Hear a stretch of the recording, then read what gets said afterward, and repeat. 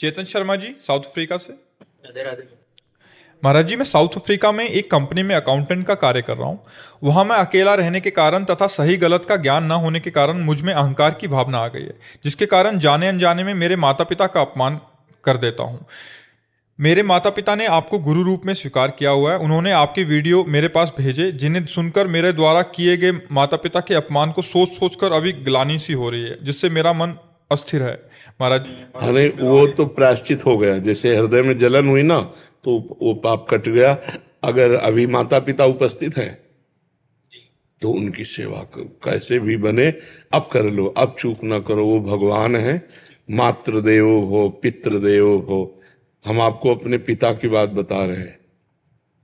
हमारे पिता जिस दिन हम भागे उसके 3 दिन बाद हमको पकड़ा गया। खोजबीन सब शुरू हुई तो 3 दिन बाद पकड़ा गया कि एक गोरा लड़का है वहां जंगल में देवी के मंदिर में रह रहा है।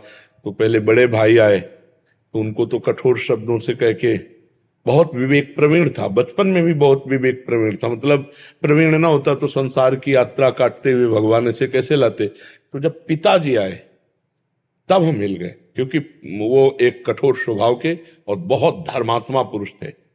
उनकी हम आंखों में कभी आंसू नहीं देखा। बहुत ही दृढ़, सर्दी गर्मी भूख प्यास सब बर्दाश्त करके संतों की सेवा करना, गृहस्थ एकदम किसान आदमी ऐसे। तो जब वो आए तो हमारे मन में आया कि मारेंगे अगर हम आंख खोलेंगे, बात करेंगे तो उत्तर हमारा मानेंगे नहीं है, और इनकी हम अवहेलना कर नहीं सकते। तो आंख मूंद के बैठ गए। जो ही देखा पिताजी आ रहे सो आंख मूंद के बैठ।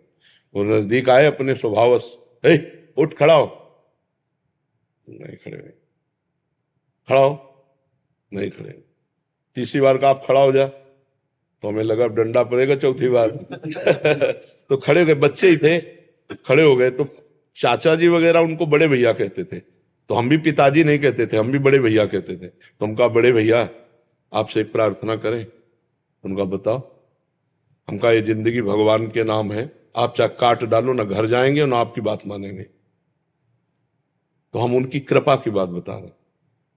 तो एकदम चैप्टर बदल गया, जैसे भगवान की कृपा ना।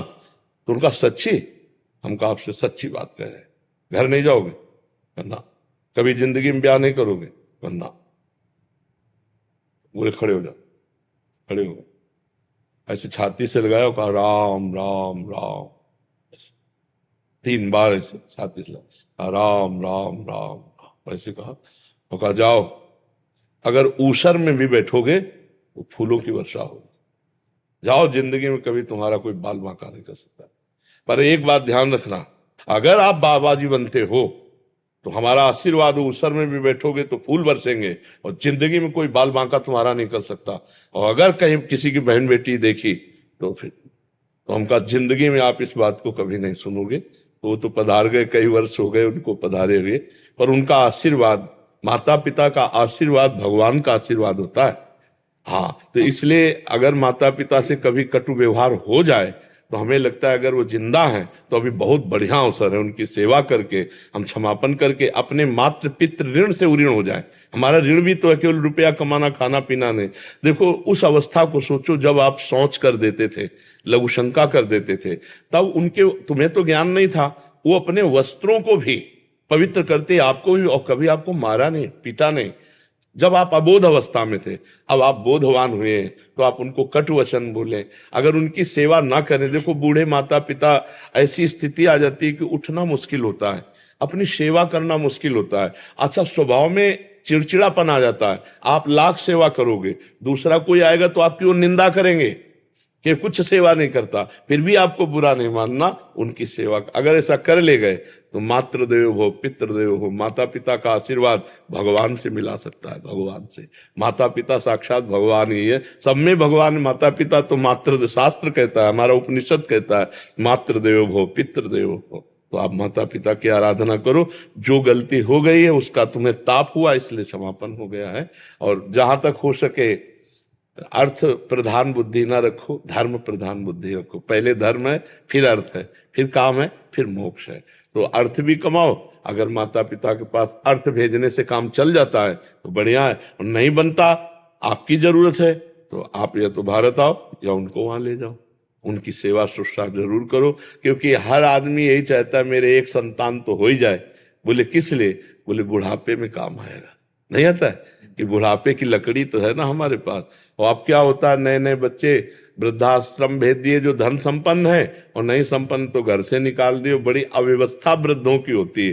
तो जिन घरों में बड़े बूढ़ों का अपमान होता है उन घरों में कभी लक्ष्मी सफल नहीं होती, शांति नहीं, सुख नहीं, बड़े अशांति होगी, पक्का समझ लीजिए। और जो अपने माता पिता का अपमान करते हैं उनके पुत्र कभी ऐसे प्रवीण नहीं हो सकते कि वो अपने माता पिता को सुख दे।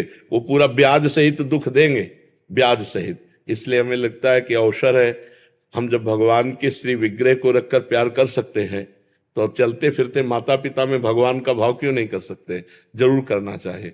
और आपको बताएं, माता का जैसा प्यार एक भगवान ही है जो दे दे, नहीं दूसरा कोई नहीं है, क्योंकि वो तो सब माताओं की माता है। नहीं तो दूसरा सृष्टि में कभी प्यार नहीं मिलता है। जो माता का प्यार होता है ना, जो माता अपने हृदय से लगा करके ना ऐसे ऐसे पुचकारती है ना, वो कहीं त्रिभुवन में नहीं मिलेगा आपको। अगर कोई प्यार करेगा ना बहुत आपको, तो आपका रूप देख के, रुपया देख के, शरीर देख के, भोग वासना की, लेकिन माँ ये सब नहीं देखती। अब भी जाए, इतने बड़े हो, घर जाओगे ना तो भोजन पाया, रास्ते में भोजन पाया तुम, अब देखो पाओ और सो जाओ, फिर बात करेंगे। मतलब वो आपको सुख देने की बात सोचेगी, आपके लिए। तो इतने बड़े हो लेकिन वो ऐसी बात करेगी कि जैसे लगता है छोटे बच्चे से बात कर रहे हो। संभाल के जाना, वहां देखो ये हम दे रहे हैं, ये उस समय खा लेना और इसे भूलना नहीं। मतलब ये प्यार कौन देता है? हाँ, संसार में तो सब स्वार्थ का व्यवहार चल रहा है। माता पिता को जरूर पूजा करनी चाहिए, माता पिता की सेवा करनी चाहिए। हम तो कहते हैं और भगवान विराजमान करो मत करो, माता पिता की आराधना कर लो, इसी से भगवान मिल जाएंगे।